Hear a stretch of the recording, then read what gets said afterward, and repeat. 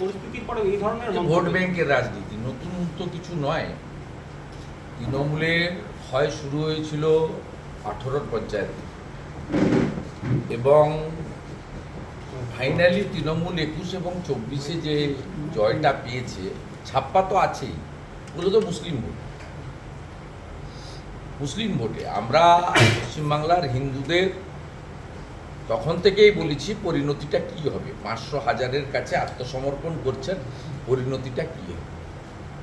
আজকে সেই পরিণতিটা হচ্ছে, দেশের মধ্যে দেশের মানুষ উদ্বাস্তু হচ্ছে। এটা তো মানে সবচেয়ে লজ্জাজনক ঘটনা। ইউক্রেনের ঘটনায় পোল্যান্ডে গিয়ে লোক আশ্রয় নিয়েছিল। এটা দু দেশের ঘটনা ঘটলে ঘটে, কিন্তু দেশের মধ্যে মানুষ হচ্ছে। হ্যাঁ, 21-এ বিজেপির লক্ষাধিক কর্মী শেল্টারে গেছিল, আসামে ক্যাম্প করে গেছে। তৎকালীন রাজ্যপাল জগদীপ ধনখড়, আজকের উপরাষ্ট্রপতি, সেদিন গেছিলেন হেলিকপ্টার দিয়ে আসামে। আসাম সরকার খাইয়েছিল, রেখেছিল। কিন্তু এবারে যেটা হচ্ছে, কারা এই যে পলায়ন, 1000 লোক যে পলায়ন করেছে, মানে ক্যাম্পে গেছে, বাকি তো আত্মীয় স্বজনের বাড়িতে হিন্দু যেখানে বেশি আছে প্রাণ নিয়ে অনেকেই পালিয়েছেন। সে সংখ্যা আমি জানি না, কারণ ইন্টারনেট বন্ধ, সব খবর সবাই পাচ্ছেন না, ঢুকতেও তো দিচ্ছে না, 163 করে রেখেছে। সেক্ষেত্রে এদের মধ্যে তো তৃণমূলের ভোটারও আছে। এই যে for the people, by the people, of the people সংবিধানকে সামনে রেখে শপথ গ্রহণ করা, এ তো সরাসরি বিশ্বাসঘাতকতা করা হচ্ছে সংবিধানের সঙ্গে। 21-এ বিজেপি করেছিল বলে হিন্দুদের তাড়িয়েছিল, আর আজকে সব হিন্দুকে তাড়ানো হচ্ছে। আমরা বলি না 1 লাখের ঘর, 1,20,000 ঘর বানাচ্ছেন কার জন্য? দখল করবে তো ওরা। আজকে ধুলিয়ান, শামসেরগঞ্জ, শ্রুতি প্রমাণ হয়ে গেছে। তাই সুন্দর, কোথাও কি এটা 71-এর স্মৃতিকে ফেরাচ্ছে? 71-এর স্মৃতিকে ফেরাচ্ছে মানে না না, এ তো সংখ্যা কমাতে চায়। আমরা তো সবাই বলছি 51-র ফার্স্ট সেন্সাসে আমরা হিন্দু এখানে 85। ববি বলছে আমরা 33 থেকে 35। আমি তর্কের খাতিরে 33 ধরলাম। লাস্ট সেন্সাস হয়েছিল 2011-তে, তখন হিন্দু পপুলেশন ছিল 27%। আজকে অনেক জল গড়িয়েছে, 14 বছর, অনেক রোহিঙ্গা মুসলমান এসেছে। এবং সিদ্দিকুল্লাহ চৌধুরী তো অ্যাসেম্বলির রেকর্ডে বলেছে আপনারা দুই, আপনাদের দুই, আমাদের দুই, আমরা 4, মানে ওরা 4 জন করে নিতে বলছে। স্বাভাবিকভাবে ওদের একজন মন্ত্রী অ্যাসেম্বলির ফ্লোরে, এবং আমাদের এমএলএরা বলার পরেও এই ওয়ার্ড কিন্তু বাদ যায়নি অ্যাসেম্বলিতে, বিমান ব্যানার্জি রেখে দিয়েছে। এটা দলিল। তা স্বাভাবিকভাবে আমরা এখনই 67। এইরকম চলতে থাকলে 50-এর নিচে তো আমরা নামবই। এর মধ্যে আমাদের সাধু সন্ত, প্রচারক, তারপরে বাবা মাকে দেখার জন্য অনেকে, অসুস্থ বোনকে দেখার জন্য অনেকে অকৃতদার থেকে গেছেন, অনেক কারণে।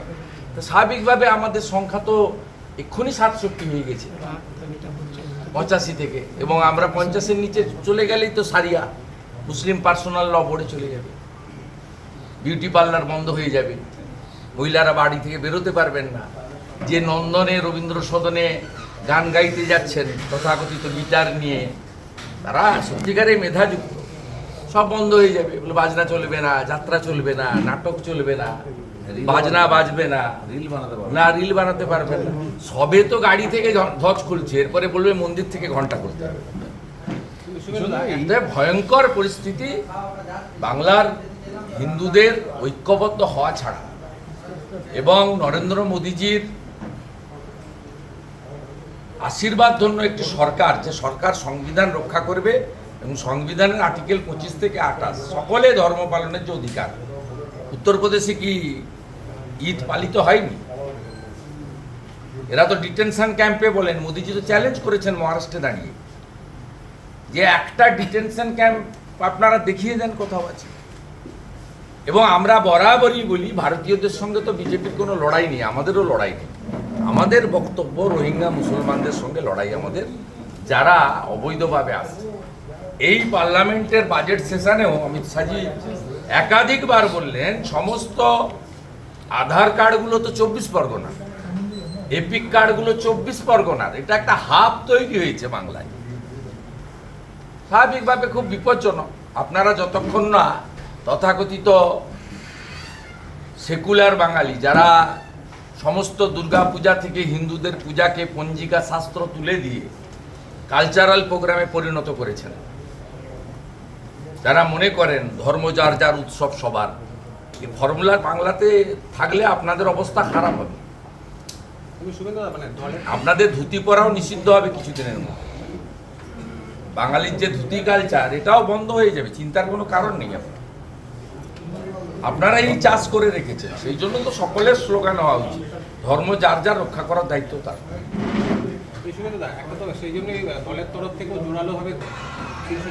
বিজেপি ছাড়া কেউ নেই তো।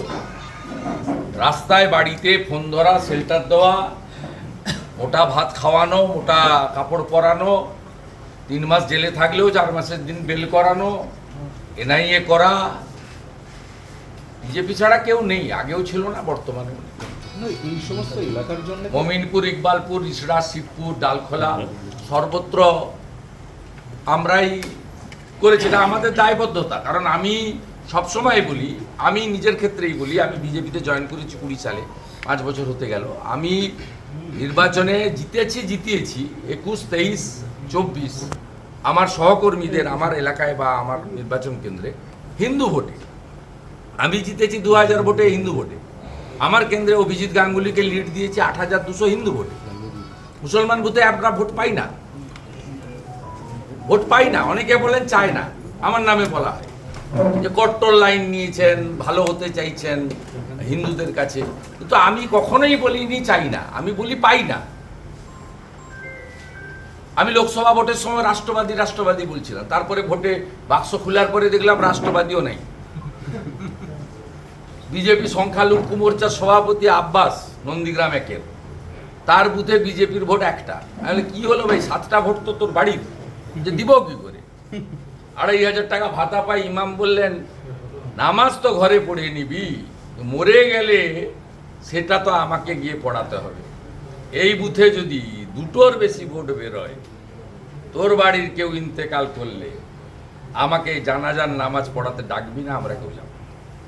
কি করব বলুন? আমার ঘরের লোক তো বয়স্ক লোক আছে, মারা যাবে, স্বাভাবিক জাগতিক নিয়ম, মারা যাবে। তখন তো আমি পারবো না জানাজার নামাজ পড়তে।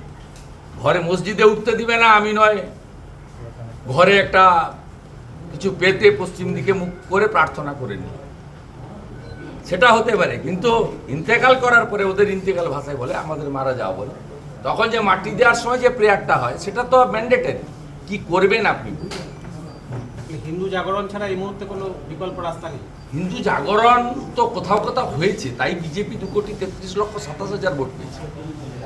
আসন সংখ্যার নিরিখে হয়তো একটু কমে গেছে, কিন্তু বিজেপির ভোট তো ইনট্যাক একটা দাঁড়িয়ে আছে। 19, 21, 24 বিজেপি একটা 40%, 38 থেকে 40% ভোটে দাঁড়িয়ে আছে। এবং এই ভোটটা ম্যাক্সিমাম কেন, এই ভোটটা প্রায় হিন্দু ভোট, কিছুটা জনজাতির ভোট আছে, মানে আদিবাসী। এই এলাকার যে অশান্ত পরিস্থিতি আর নেই ভাই, প্রোগ্রামে বলুন সব